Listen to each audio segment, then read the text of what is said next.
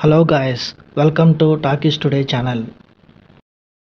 ఈరోజు రీసెంట్గా థియేటర్స్లో రిలీజ్ అయిన అల్లరి నరేష్ నటించిన 12A రైల్వే కాలనీ అనే మూవీ ఎలా ఉందనేది ఈ వీడియోలో మనం డిస్కస్ చేద్దాం.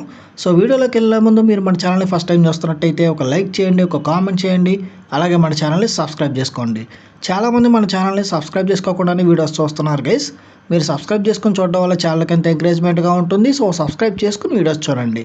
ఇంకా లేట్ చేయకుండా వీడియోలోకి వెళ్ళిపోదాం. Let's get started. 12A railway colony Polimera సినిమాని రాసిన డాక్టర్ అనిల్ విశ్వనాథే ఈ సినిమాకు కూడా స్టోరీ అండ్ స్క్రీన్ ప్లే అందించారు. నాని కాసరగడ్డ డైరెక్ట్ చేసిన ఈ సినిమా ఒక మర్డర్ మిస్టరీ థ్రిల్లర్గా తెరకెక్కింది. అల్లరి నరేష్ గారు ఇందులో హీరోగా నటించారు. ఈ సినిమా ఎలా ఉందో ఇప్పుడు చూద్దాం. ఈ సినిమా స్టోరీ వరంగల్లో ఒక రైల్వే కాలనీలో స్టార్ట్ అవుతుంది. కార్తిక్ ఒక అనాథ, స్నేహితులతో కలిసి లోకల్ రాజకీయ నాయకుడు టిల్లు దగ్గర పనిచేస్తూ ఉంటాడు. కార్తిక్ తన పక్కింట్లో ఉండే ఆరాధన్ని ప్రేమిస్తాడు. టిల్లు అన్న ఉప ఎన్నికల్లో గెలవడం కోసం ఒక కీలకమైన కవర్ని కార్తిక్ ఇచ్చి ఎవరికీ తెలియకుండా దాచమని చెప్తాడు. అదే టైంలో ఆరాధన మరియు ఆమె తల్లి అతి దారుణంగా హత్యకు గురవుతారు. పోలీసుల రైడ్ జరుగుతున్న సమయంలో ఆ కవర్ని ఆరాధన ఇంట్లో దాచడానికి వెళ్ళిన కార్తిక్ ఆ జంట హత్యల కేసులో ప్రైమ్ సస్పెక్ట్ అవుతాడు. రాణా ప్రతాప్ అనే ఒక ఇన్వెస్టిగేషన్ ఆఫీసర్ ఈ కేసుని టేకప్ చేస్తారు. పోలీసులు తనను పట్టుకునే లోపు ఆ హత్యలు ఎవరు చేశారు, ఆ కవర్కి ఈ మర్డర్లకి ఉన్న సంబంధం ఏంటి, ముంబై డాక్టర్ షిండే ఈ కథలోకి ఎందుకు వచ్చాడు, ఆరాధన కార్తిక్కి ఆత్మలా ఎందుకు కనిపిస్తుంది, ఈ మిస్టరీ మొత్తాన్ని కార్తిక్ ఎలా ఛేదించాడు అనేది ఈ విషయాలన్నీ మీరు ఈ సినిమా చూసి తెలుసుకోవాలి. ఈ సినిమా పాజిటివ్ పాయింట్స్ ఏంటో ఇప్పుడు చూద్దాం. ఈ సినిమా కథకు డాక్టర్ అనిల్ విశ్వనాథ్ ఎంచుకున్న mind game, twist type narration ఏదైతే ఉందో చాలా ఇంట్రెస్టింగ్గా ఉంటుంది. కథలో ఒక థ్రిల్లింగ్ ఎలిమెంట్ కూడా ఉంది. ఇంకో హైలైట్ వచ్చేసి నటీనటుల పర్ఫార్మెన్స్ అని చెప్పచ్చు. అల్లరి నరేష్ తన కామెడీ యాంగిల్ని కూడా పక్కన పెట్టి సీరియస్ రోల్లో చాలా బాగా నటించారు. ముఖ్యంగా భయం, నిస్సహాయత చూపించే సన్నివేశాల్లో ఆయన మెప్పించారు. ఇక హీరోయిన్ కామాక్షి భాస్కర్లా పొలిమేరలో చేసింది ఈ సినిమాలో కూడా తన పాత్ర ఆకట్టుకుంటుంది. సాయి కుమార్ తన మార్క్ ఇంటెన్స్ నటనతో ఇన్వెస్టిగేషన్ ఆఫీసర్గా మెప్పించారు. ఇక ఈ సినిమాలో ఇంటర్వెల్కు ముందు వచ్చే ఒక కీలకమైన ట్విస్ట్ ప్రేక్షకుల్లో సెకండ్ హాఫ్పై ఇంట్రెస్ట్ పెంచుతుంది. ఈ సినిమా మైనస్ పాయింట్స్ ఏంటో ఇప్పుడు చూద్దాం. ఈ సినిమా మెయిన్ మైనస్ పాయింట్ వచ్చేసి కన్ఫ్యూజింగ్ స్క్రీన్ ప్లే అని చెప్పొచ్చు. స్క్రీన్ ప్లే చాలా గందరగోళంగా ఉంది. ట్విస్టుల మీద ట్విస్టులు ఉన్నాయి. ఎక్కువ ట్విస్టుల మీద దృష్టి పెట్టడం వల్ల చాలా చోట్ల లాజిక్స్ మిస్ అయ్యారు. ఇక అల్లరి నరేష్ ఈ సినిమాలో ఎందుకో సూట్ అవ్వలేదనిపించింది.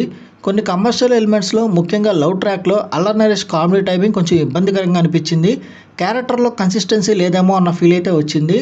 ఇక ఫస్ట్ హాఫ్ చాలా నెమ్మదిగా నడుస్తూ ఉంటుంది. హీరో హీరోయిన్ లవ్ ట్రాక్, అట్లాగే ఫ్రెండ్స్ మధ్య వచ్చే కామెడీ సీన్స్ చాలా రొటీన్గా సాగదీసేసినట్టు అనిపించాయి. ఇక మర్డర్ మిస్టరీ డ్రామాలో ఉండాల్సిన ఎమోషనల్ కనెక్ట్ ఈ సినిమాలో చాలా తక్కువగా ఉందనిపించింది. ఈ సినిమా టెక్నికల్ డిపార్ట్మెంట్స్ చూసుకున్నట్టయితే ఈ సినిమాకి అందించిన సినిమాటోగ్రఫీ బాగుంది. రైల్వే కాలనీ సెట్టింగ్ని చాలా డీసెంట్గా చూపించారు. ఇక ఈ సినిమాకి అందించిన బీమ్స్ మ్యూజిక్ కూడా పర్వాలేదు అనిపిస్తుంది. ఇక అనిల్ విశ్వనాథ్ కథ స్టోరీ బాగుంది, కానీ పొలిమేర ఫార్మేట్లోనే ఈ సినిమా కూడా ఆయన సేమ్ ఫార్మేట్ అనేది అందించారు. క్లైమాక్స్ ట్విస్ట్ బలంగా ఉంచడం కోసం మిగతా కథ అంతా బాగా బలహీనపరిచినట్టుగా అనిపించింది.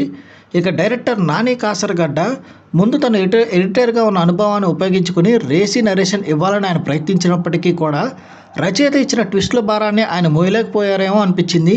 ముఖ్యంగా డ్రామాని ఎస్టాబ్లిష్ చేయడంలో ఆయన చాలా వరకు తడబడ్డారు. ఇంకా ఓవరాల్గా చూసుకున్నట్టయితే ఈ 12A రైల్వే కాలనీ అనేది ఒక సస్పెన్స్ థ్రిల్లర్గా ప్రేక్షకుల్ని ఆకట్టుకునేందుకు చేసిన ఒక ప్రయత్నం అని చెప్పచ్చు. అల్లరి నరేష్ నుంచి ఒక కొత్త జోనర్ని ఎక్స్పెక్ట్ చేసే వాళ్ళకు, ట్విస్టులతో నిండిన మైండ్ గేమ్ మూవీస్ నచ్చే వాళ్ళకి ఈ సినిమా కొంతవరకు పర్వాలేదు అనిపిస్తుంది.